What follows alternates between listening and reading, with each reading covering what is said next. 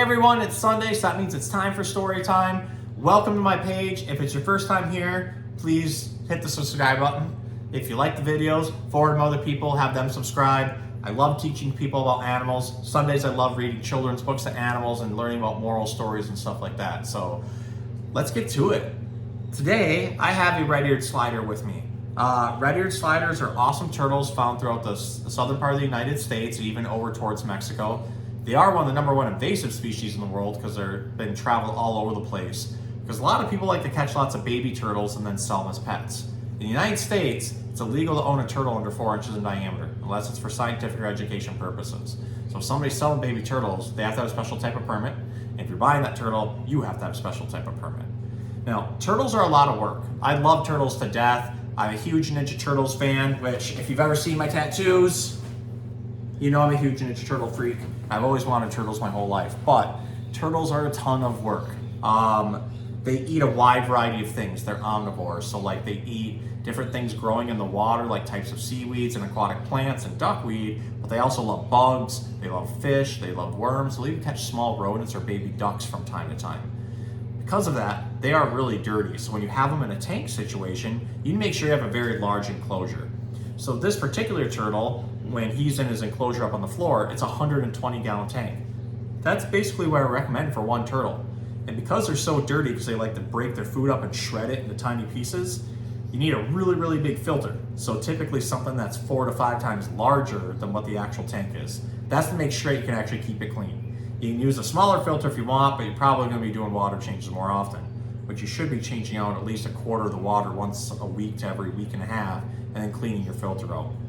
Now, people think these make good pets, especially when they go out and they find baby ones. But this time of year, we're finding hatchlings all over the place, crossing roads, going through people's yards. The best thing you can ever do with a baby turtle or an adult, doesn't matter which, is leave it be.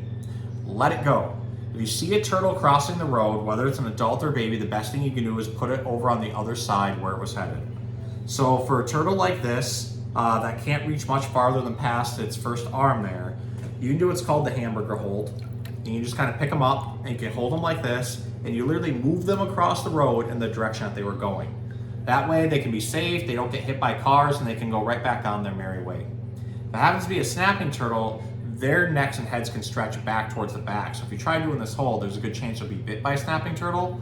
I like to grab from underneath the carapace here and just picking them up like this and then move them across the road as needed. They have really strong hands and arms, so they'll push on you, but if you can get underneath there, hopefully they'll miss your hands and you can just move them as where you need to. Don't pick them up by the tail. You got a tail out, you see people yank them up like this. The tail is part of their spine. You can see this line going down the middle of the shell. When you pull that, you can actually sever the spinal cord and it can cause major injury to them. So never pick a turtle up by its tail. Always pick them up by their shell if you can, or if you need to, grab a shovel or something and scoop them up, and then go ahead and move them across the street as need be. Now, you can come in, Rick, it's fine. My boss is walking through, so if you guys have ever been to Bruce, you've seen Rick around. Rick, this one's for my YouTube channel, so pop in and say hello. Hi. So Rick has made an amazing story here for those of you who have been through it. We're actually celebrating our 40th anniversary this year and our 15th at this location. So come July, we'll have lots of stuff going on.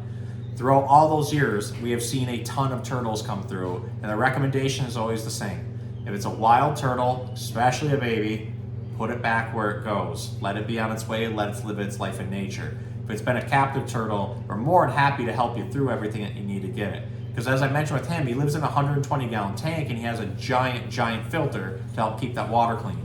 He also needs UVB radiation for shell growth, because without it, reptiles can get metabolic bone disease. Basically, it's osteoporosis for reptiles. The bloodstream is missing out its calcium, so it starts pulling it from the bones. And you start to see pinholes throughout the shell and it starts to get soft. And then the bones also get brittle and they start to break, and then unfortunately the animal passes away. This is why you gotta make sure you get a lot of good calcium into the diet. So, turtles are also very adventurous. This is why we find them crossing the roads all the time. They're always looking for a body of water and everything. So because of that, I'm reading a book this week called Bo the Brave.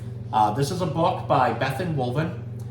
It's very cool. It's about a little girl going on adventures. So I'm actually gonna put Han here, my turtle, back down into his little container, his holding container, not what he lives in. so I can read the book. That way you guys can still see him and we can get reading to the story. All right. Bo the Brave by Bethan Woollvin. Bo lived with their older brothers Eric and Ivar in a land of mountains and forests. Eric and Ivar were hunters and one day set off on a quest to catch a monster. "Please, can I come with you? I want to catch a monster too," begged Bo. "You must stay at home," said Ivar. "Besides," Eric sneered, "you're far too little."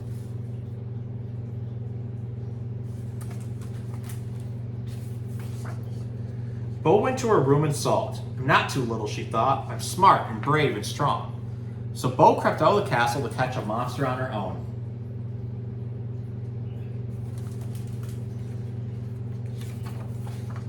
Deep in the forest, Bo caught a glimpse of a strange creature. "Beware, you horrid monster! I'm Bo the Brave," she shouted, as she quickly drew an arrow and aimed. "Get ready to be got." "Me? A monster? Certainly not," the creature replied. "I'm the Griffin. Now lower your bow. I mean you no harm."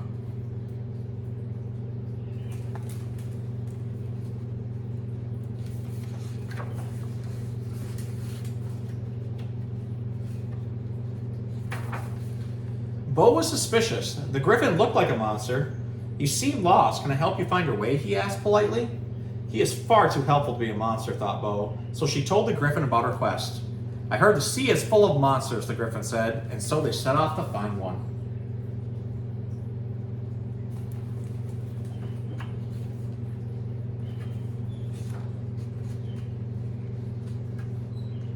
Oh, I'm having such trouble with the pages today. All right, there we go. It wasn't too long before they spotted another strange creature. "Beware, you slimy monster! I'm Bo the Brave." Bo stretched out to capture the beast beneath the waves. "Get ready to be..." But she leaned over too far and toppled overboard.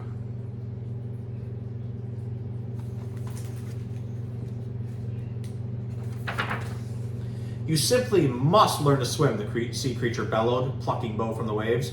"And me, a monster? Don't be ridiculous. I am the Kraken. I mean you no harm." Bo was suspicious. The Kraken looked like a monster and smelled like a monster, but a true monster wouldn't have saved her. She is far too nice to be a monster, thought Bo, so Bo told the Kraken about her quest. "I heard that monsters live in caves," the Kraken said, and so they set off to find one.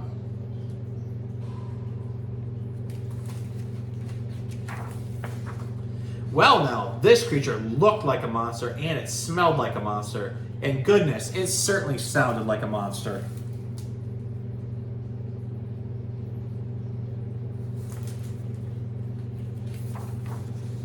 But as Bo crept closer, she noticed something odd. Instead of being angry, the creature was crying. "I'm sorry," said Bo. "I didn't mean to upset you. I thought you were a monster." "No, I'm just a dragon," a deep voice replied, "and you haven't upset me. My poor baby was stolen. I can't find him anywhere." She is far too caring to be a monster, thought Bo. "I can help. I'm Bo the Brave, and I think I know just where to find your baby."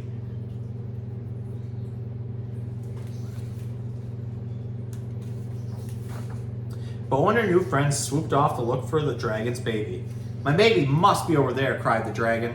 "He always gets fiery when he's scared." And so they headed up toward the burning castle.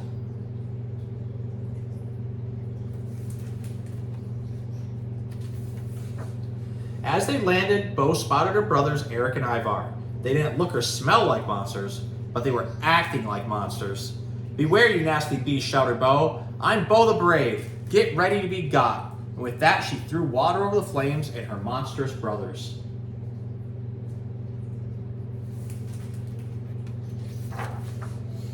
"Let that baby dragon go," yelled Bo. "These creatures are helpful and nice and caring. We shouldn't be hurting them." Eric and Ivar were so relieved not to have been eaten that they agreed never to go monster hunting again.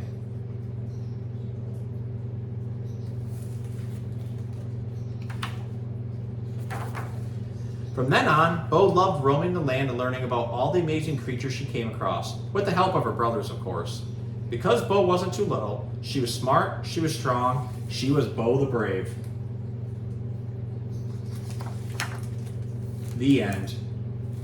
So, this is a cool book about standing up for what you believe is right, especially when you know it's the right thing. So, Bo's brothers were kind of mean in the fact that they hunted monsters just for the sake of hunting them without understanding them first. So this book is also about learning to understand things. So Something may seem scary, it may look scary or sound scary, but that doesn't mean it's necessarily scary.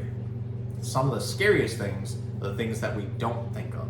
So, the next time you think of an animal as being super scary or weird or something like that, just realize that maybe it's not.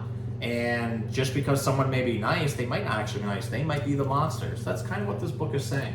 So, I hope you got something out of this book and you liked it. I also hope you enjoyed learning about our red-eared slider friend. I'm going to pick Han up one more time so you guys can get his close-up. What do you think, buddy? I know, you're a little angry, but that's okay.